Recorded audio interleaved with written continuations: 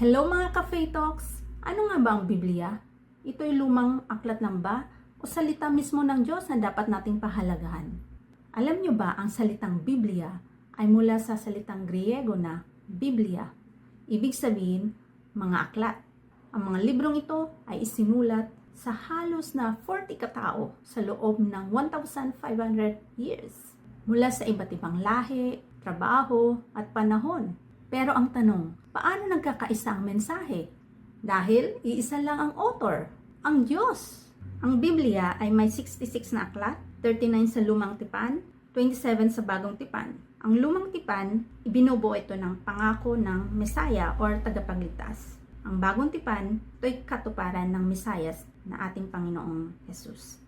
Ang Biblia ay regalo ng Diyos para sa kaligtasan mo.